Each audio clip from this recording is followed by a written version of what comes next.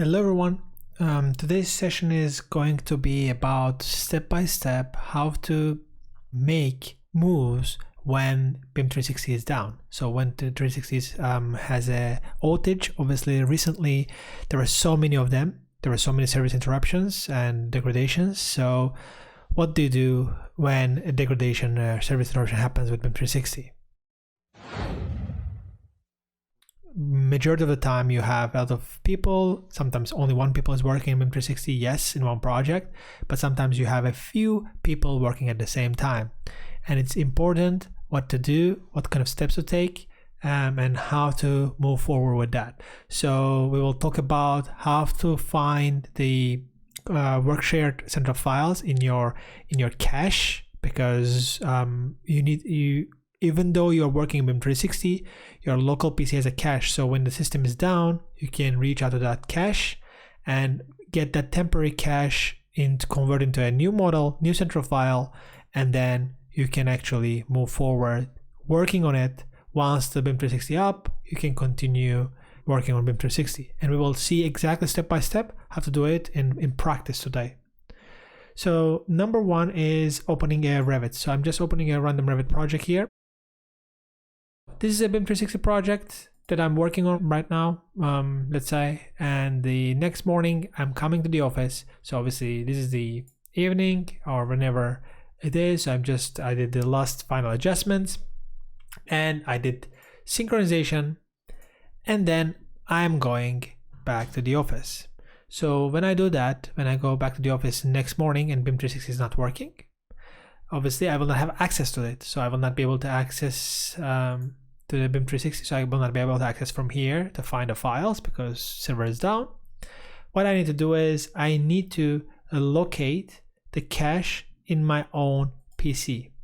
And to locate the cache in my own PC, I need to open just a random browser, and then I need to put here this. I need to copy paste this one. So you will have this copy paste this link also as a reference of with the recording after this tutorial. So here where you have the hash, you need to write the year of the model. So in this case mine is 2023. I write 2023 and I just click enter and it automatically find the folder for me. When I open this folder, you might see other subfolders, and there will be each project you're invited in or you're working on, I would say. It will most probably, when you're synchronizing, it will most probably create a subfolder for each separate project. It's a little tricky how to find the right project and which project is the right at this point and so forth. So it might not be that easy and straightforward. So it's really, really tricky. So you might need to go each folder by folder to see which is the real project that you're working on. But I know from the time, so I know that this is I just synced this model and it's giving me a time here. And if I go in these models, these are like back in the date, so it's like these are older files, but this is from today's date. So I know that these are the latest ones that I worked. So obviously you can get them by date and figure it out, and then you can find the one that is really relevant by time. So this is the one that you opened very, very lately, and this is the right model that is to look at. So I know that I just found the model now. It's good. So I know the cache is here, perfect. So how do we move to the next step? Now, next step is depending on what do you want to do. If you are working with multiple colleagues and you still need to collaborate it because you don't want to give separate cache files and work and then try to have a difficulty to merge a model later on, because that might be the case in certain scenarios. So you need to think about what is the next step.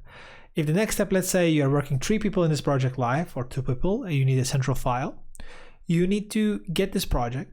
You need to, what I would do, I would just create a copy of this project. So I wouldn't bother the actual cache file, because if you remove the actual cache file, as soon as you synchronize again and even though you change the name of it, if you synchronize, actually we can just try and I can just show it to you. So if you just change the name of this file, let's say project 1 detached. And then if I go back to Revit, and if I open that project that I just worked on, obviously in this case the BIM system is outage, you will not be able to open it, but I'm just trying to explain you that what happens in practice behind the scenes in the cache files. So if you synchronize or if you save, this cache file will be with the new one will be automatically saved with the previous name. So you can also just change the name, and as soon as the system is on, it will be also creating a new file for you. So it wouldn't really matter that much because you're not really deleting BIM 360, anything from BIM 360. So don't worry about that. You're just removing the ID and from your PC. I would generally copy. I would just like do it a copy and then change the name, but it wouldn't really matter. You can, both ways are fine. So this is now a copy.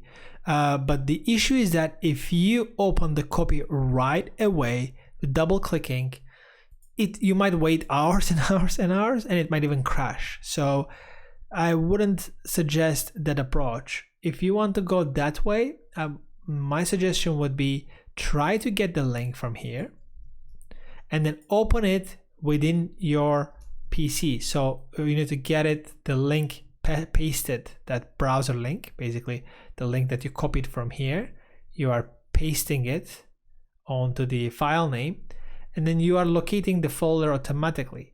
From here, what you can do is you can select the model, and then you can select the detach from central. Be aware, if you have an option to say detach from central, and then you don't have an option to say create new local, this is a cloud work shared model. So that's why it's very, very important to notice that if generally in your local, when you save this on local drive, which you will see that you will have both options. You will have an option to create a new local, which is an old school of working in the local drives, which we are still doing in some projects, obviously. But BIM 360 is just a next step, which allows everyone to join in the cloud, obviously. So detach from central, I do detach from central from here. I would preserve the work set because I don't want to discard all the work I have done. So I would just do it. And then when I do that, actually, if I go back to the folder here, I will need to see, in order to make this one central, I will need to see, even though I said detach and so forth, if I close right now, just without doing anything, this is not converted into central file, local central file, because in order for this to convert into local central file, it had to have a folder here. But I don't really want to create in this folder that my central file, because I want to create in my local server, so all my other colleagues can also access and create local files from it. So what I would do is I would actually save this project. So when I click save, obviously I will just delete to the BIM training. Imagine that this BIM training is my local server, and then I do this detached, and then I just say save. So this way my project is now being saved, so I will be able to locate that project in my folders. And actually let me just get the folder like this in my folders, and then I would be able to get you can just see that now there's a folder of project 1 detached backup. This shows that this is a central file now. That's why you see this. So it's very, very important that you see this one, because then you need to close this again one more time. And now that file is a central file in my local server. Now, as soon as I click open and I go to the folder, now you will see that I have option to create a new local file. So when I open this, now I am working on my local file. Obviously, since you're watching this, and I presume majority of you are used to the working in the server. So when you're working in the server, you're used to with local files. So you have a central file, which is again this folder. Assume that this is a server, and you have your local file, which is right now I just created one. Obviously, the one that you're working on this is actual cache file. So in BIM 360 terms, BIM 360 is just treated as a cache file, it creates a local file for you. It just puts it on the back end that you don't see it. It just makes it automatically. So in reality, each time you open the project, it makes a local file for you as a cache. They call it cache, and then they put it on the back end. While with the old system, when you do it your own server, you do it yourself. You create that cache yourself. You just go ahead, save as project, and then just have it project 1 detached BIM manager. Obviously this has to be in my computer. It doesn't have to be in the same server. It could be anywhere, but this is my cache file, the local file that is linked to the central file. So when I synchronize, it updates the central file. So I just save. Now I can do the works that I need to do. I can just create a wall. I can create a wall and I can save. And then when I save it, obviously the file size increases, but you know that the it's saved, but the central file doesn't have any impact. As soon as I synchronize, it also updates the central file. So that is a link. That is how it works. And in BIM 360, obviously, this is created automatically, as I said, and it's located right into the area that we have this link, 2023. It's located here, and it just does it automatically. So it's a little bit not really satisfactory that it does this kind of naming. It doesn't do a project name and so forth. But we will not be able to change it. So we need to live with it, and we need to just see how we can work around that and find it. Not everything is straightforward when it comes to BIM 360 or Autodesk Construction Cloud. You might need a little bit more knowledge and level up your skills to know how to collaborate efficiently and effectively with your consultants. You will be able to create amazing workflow in this way. Right now, if you go to our website, integratedbim.com/BIMrocks, you have an opportunity to get $200 valued course for free. So right now, if you lead there and you fill out the form by just going start now until the end of the year, you will get this course for free. You will receive a coupon code to your email and you can use it in learn.integratedbim.com. The course is covering everything you need to know about the workflow, about live linking workflow, which there are 2 options, about shared workflow and consumed workflow.